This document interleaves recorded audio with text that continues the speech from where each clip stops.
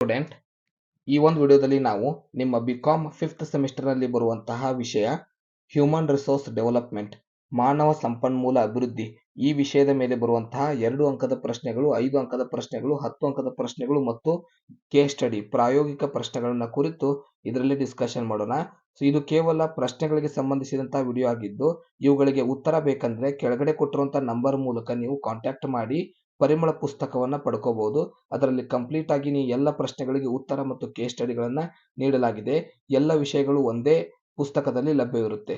So ನಿಮ್ಮ DSC ಏನು 6 subject ಇದೆ ಮತ್ತು 5 ರೆಗ್ಯುಲರ್ ಸಬ್ಜೆಕ್ಟ್ ಇದೆ. ಒಟ್ಟು 11 ವಿಷಯಗಳನ್ನ ಆ ಪುಸ್ತಕದಲ್ಲಿ ನಾವು ನೀಡಿದ್ದೇವೆ. ಸೊ 11 ಪುಸ್ತಕಗಳಿಗೆ ಸಂಬಂಧಪಟ್ಟಂತ 2 ಅಂಕ, 5 ಅಂಕ, 10 ಅಂಕದ ಕೇಸ್ ಸ್ಟಡಿ ಮತ್ತು ಪ್ರಶ್ನೆ ಪತ್ರಿಕೆಗಳನ್ನ ಬಿಡಿಸಲಾಗಿದೆ. ಸೊ ಮೊದಲನೇ ಯೂನಿಟ್ ಏನಿದೆ ನಿಮ್ದು ಮಾನವ ಸಂಪನ್ಮೂಲ ಅಭಿವೃದ್ಧಿಯಲ್ಲಿ ಇಂಟ್ರೊಡಕ್ಷನ್ ಪರಿಚಯ ಇದೆ. ಸೊ ಆ ಪರಿಚಯದ ಮೇಲೆ ಕೇಳುವಂತಹ 2 ಅಂಕದ ಪ್ರಶ್ನೆಗಳಂದ್ರೆ ವಾಟ್ ಈಸ್ ಹ್ಯೂಮನ್ ರಿಸೋರ್ಸ್, ಮಾನವ ಸಂಪನ್ಮೂಲ ಎಂದರೇನು. ಎರಡನೇ ಪ್ರಶ್ನೆ what is human resource management, ಮಾನವ ಸಂಪನ್ಮೂಲ ನಿರ್ವಹಣೆ ಎಂದರೇನು. ಮೂರನೇ ಪ್ರಶ್ನೆ what is human resource development, ಮಾನವ ಸಂಪನ್ಮೂಲ ಅಭಿವೃದ್ಧಿ ಎಂದರೇನು. ನಾಲ್ಕನೇ ಪ್ರಶ್ನೆ ವಾಟ್ ಈಸ್ ಮೋಟಿವ್, ಪ್ರೇರಕ ಎಂದರೇನು. ಇನ್ನು 5 ಅಂಕದ ಪ್ರಶ್ನೆ ಮತ್ತು 10 ಅಂಕದ ಪ್ರಶ್ನೆ ಮೊದಲನೇ ಯೂನಿಟ್ ನಲ್ಲಿ explain the functions of human resource development, ಮಾನವ ಸಂಪನ್ಮೂಲ ಅಭಿವೃದ್ಧಿಯ ಕಾರ್ಯಗಳನ್ನು ವಿವರಿಸಿರಿ. Explain the role and competence of HR professionals, ಮಾನವ ಸಂಪನ್ಮೂಲ ವೃತ್ತಿಪರರ ಪಾತ್ರ ಮತ್ತು ಸಾಮರ್ಥ್ಯವನ್ನು ವಿವರಿಸಿರಿ. Describe the challenges faced by professionals in human resource development, ಮಾನವ ಸಂಪನ್ಮೂಲ ಅಭಿವೃದ್ಧಿಯಲ್ಲಿ ವೃತ್ತಿಪರರಿಗೆ ಉಂಟಾಗುವ ಸವಾಲುಗಳನ್ನು ವಿವರಿಸಿರಿ.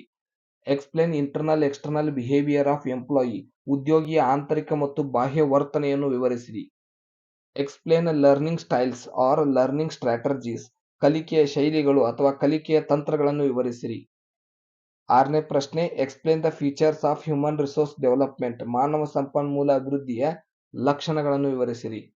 ಏಳನೇ ಪ್ರಶ್ನೆ explain the factors influencing human resource development, ಮಾನವ ಸಂಪನ್ಮೂಲ ಅಭಿವೃದ್ಧಿಯ ಮೇಲೆ ಪ್ರಭಾವ ಬೀರುವ ಅಂಶಗಳನ್ನು ವಿವರಿಸಿರಿ. ಎಂಟನೇ ಪ್ರಶ್ನೆ explain the qualities of a human resource manager, ಮಾನವ ಸಂಪನ್ಮೂಲ ವ್ಯವಸ್ಥಾಪಕನ ಗುಣಗಳನ್ನು ವಿವರಿಸಿರಿ. ಇನ್ನು ಎರಡನೇ ಯೂನಿಟ್ಗೆ ಸಂಬಂಧಪಟ್ಟಂತೆ ಎರಡನೇ ಯೂನಿಟ್ನ ಹೆಸರೇನಿದೆ framework of human resource development. ಅದರಲ್ಲಿ ಕೇಳುವಂತಹ 2 ಅಂಕದ ಪ್ರಶ್ನೆಗಳು. ಮೊದಲನೇ ಪ್ರಶ್ನೆ what is on job training, ಕೆಲಸದ ಮೇಲಿನ ತರಬೇತಿ ಎಂದರೇನು ಅಥವಾ ಕಾರ್ಯೇತರ ತರಬೇತಿ ಎಂದರೇನು. ವಾಟ್ ಈಸ್ ರಿಫ್ರೆಶರ್ ಟ್ರೈನಿಂಗ್, ಪುನಶ್ಚೇತನ ತರಬೇತಿ ಎಂದರೇನು. ವಾಟ್ ಈಸ್ ಟ್ರೈನಿಂಗ್, ತರಬೇತಿ ಎಂದರೇನು. What is self paced training, ಸ್ವಯಂಗತಿಯ ತರಬೇತಿ ಎಂದರೇನು. What is computer based training, computer ಆಧಾರಿತ ತರಬೇತಿ ಎಂದರೇನು. What is company sponsored training, company ಪ್ರಾಯೋಜಿತ ತರಬೇತಿ ಎಂದರೇನು. ವಾಟ್ ಈಸ್ ಬ್ರೈನ್ ಸ್ಟ್ರೋಮ್ ತರಬೇತಿ ಎಂದರೇನು. What is T group training, T ಗುಂಪು ತರಬೇತಿ ಎಂದರೇನು. What is role play training, role play ತರಬೇತಿ ಎಂದರೇನು. What is simulation training, simulation ತರಬೇತಿ ಎಂದರೇನು. 5 ಮತ್ತು 10 ಅಂಕದ ಪ್ರಶ್ನೆಗಳು ಎರಡನೇ ಯೂನಿಟ್ನಲ್ಲಿ. What are the benefits of on job training, ಕೆಲಸದ ಮೇಲಿರುವಾಗ ಅಂದರೆ ಕಾರ್ಯನಿರತ ತರಬೇತಿಯಿಂದ ಆಗುವ ಅನುಕೂಲತೆಗಳು ಯಾವುವು. Explain the human resource development model, ಮಾನವ ಸಂಪನ್ಮೂಲ ಅಭಿವೃದ್ಧಿಯ ಮಾದರಿಯನ್ನು ವಿವರಿಸಿರಿ. Explain the benefits or importance of training, ತರಬೇತಿಯ ಪ್ರಯೋಜನಗಳು ಅಥವಾ ಮಹತ್ವವನ್ನು ವಿವರಿಸಿರಿ. Explain the objectives of training, ತರಬೇತಿಯ ಉದ್ದೇಶಗಳನ್ನು ವಿವರಿಸಿರಿ. Explain the styles of training, ತರಬೇತಿಯ ವಿಧಗಳನ್ನು ವಿವರಿಸಿರಿ. Explain the requirements of human resource development, ಮಾನವ ಸಂಪನ್ಮೂಲ ಅಭಿವೃದ್ಧಿಯ ಅವಶ್ಯಕತೆಗಳನ್ನು ವಿವರಿಸಿರಿ. Explain the objectives of human resource development, ಮಾನವ ಸಂಪನ್ಮೂಲ ಅಭಿವೃದ್ಧಿಯ ಉದ್ದೇಶಗಳನ್ನು ವಿವರಿಸಿರಿ. Explain on job training method, ಕಾರ್ಯನಿರತ ತರಬೇತಿಯ ವಿಧಾನಗಳನ್ನು ವಿವರಿಸಿರಿ ಅಥವಾ ಕೆಲಸದ ಮೇಲಿರುವಾಗ ಮಾಡುವಂತಹ ತರಬೇತಿಯ ವಿಧಾನಗಳನ್ನು ವಿವರಿಸಿರಿ. Explain method off the job training, ಕಾರ್ಯೇತರ ತರಬೇತಿಯ ವಿಧಾನಗಳನ್ನು ವಿವರಿಸಿರಿ. Explain the process of human resource development, ಮಾನವ ಸಂಪನ್ಮೂಲ ಅಭಿವೃದ್ಧಿಯ ಪ್ರಕ್ರಿಯೆಯನ್ನು ವಿವರಿಸಿರಿ.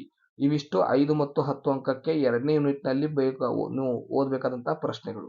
ಇನ್ನು ಮೂರನೇ ಯೂನಿಟ್ಗೆ ಸಂಬಂಧಪಟ್ಟಂತೆ ಮೊದಲನೇದು ಮೂರನೇ ಯೂನಿಟ್ನ ನೇಮ್ ಏನಂದ್ರೆ ಇವ್ಯಾಲ್ಯುವೇಟಿಂಗ್ HRD ಪ್ರೋಗ್ರಾಮ್. ಸೊ ಅದರ ಮೇಲೆ ಕೇಳುವಂತಹ 2 ಅಂಕದ ಪ್ರಶ್ನೆಗಳು ವಾಟ್ ಈಸ್ ಪ್ರೊಫೆಷನ್, ವೃತ್ತಿ ಎಂದರೇನು. ವಾಟ್ ಈಸ್ ಕರಿಯರ್ ಮ್ಯಾನೇಜ್ಮೆಂಟ್, ವೃತ್ತಿ ನಿರ್ವಹಣೆ ಎಂದರೇನು. What is the process of career management, ವೃತ್ತಿ ನಿರ್ವಹಣೆ ಪ್ರಕ್ರಿಯೆ ಎಂದರೇನು. What is career development or career growth, ವೃತ್ತಿ ಅಭಿವೃದ್ಧಿ ಅಥವಾ ವೃತ್ತಿಯ ಬೆಳವಣಿಗೆ ಎಂದರೇನು? What is human resource planning? ಮಾನವ ಸಂಪನ್ಮೂಲ ಯೋಜನೆ ಎಂದರೇನು? State 4 qualities of a human resource manager.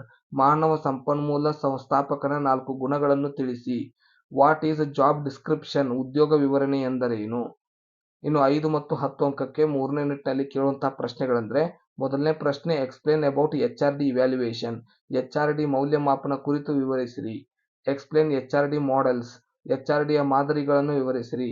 Factors. What are the factors influencing or determining the HRD programme. HRD ಕಾರ್ಯಕ್ರಮದ ಮೇಲೆ ಪ್ರಭಾವ ಬೀರುವ ಅಥವಾ ನಿರ್ಧರಿಸುವ ಅಂಶಗಳನ್ನು ವಿವರಿಸಿರಿ. Explain the requirement of a career plan. ವೃತ್ತಿ ಯೋಜನೆಯ ಅವಶ್ಯಕತೆಗಳನ್ನು ವಿವರಿಸಿರಿ. Explain the career planning process. ವೃತ್ತಿ ಯೋಜನೆಯ ಪ್ರಕ್ರಿಯೆಯನ್ನು ವಿವರಿಸಿರಿ. Describe the job characteristics. ಉದ್ಯೋಗದ ವೈಶಿಷ್ಟ್ಯತೆಗಳು ಅಥವಾ ವಿಶಿಷ್ಟತೆಗಳನ್ನು ವಿವರಿಸಿರಿ. Explain the process of career management. ವೃತ್ತಿ ನಿರ್ವಹಣೆಯ ಪ್ರಕ್ರಿಯೆಯನ್ನು ವಿವರಿಸಿರಿ. Describe career development initiative. ವೃತ್ತಿ ಅಭಿವೃದ್ಧಿಯ ಉಪಕ್ರಮಗಳನ್ನು ವಿವರಿಸಿರಿ. Explain the different stages of career. ವೃತ್ತಿ ಜೀವನದ ವಿವಿಧ ಹಂತಗಳನ್ನು ವಿವರಿಸಿರಿ. ಇನ್ನು 4ನೇ ಯೂನಿಟ್ಗೆ ಸಂಬಂಧಪಟ್ಟಂತೆ 4ನೇ ಯೂನಿಟ್ನ ನೇಮ್ ಏನಿದೆ, ಮ್ಯಾನೇಜ್ಮೆಂಟ್ ಡೆವಲಪ್ಮೆಂಟ್. ಅದರಲ್ಲಿ ಕೇಳುವಂಥ 2 ಅಂಕದ ಪ್ರಶ್ನೆಗಳು.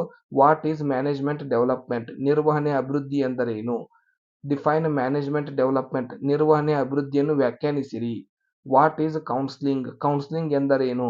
What is mentor? ಮಾರ್ಗದರ್ಶಕ ಎಂದರೆ ಯಾರು?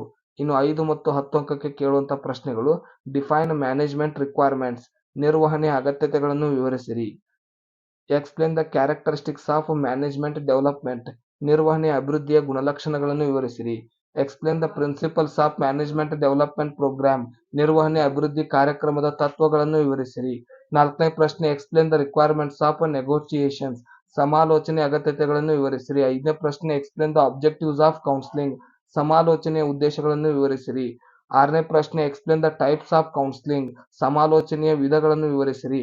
Explain the problems workers face in the negotiation.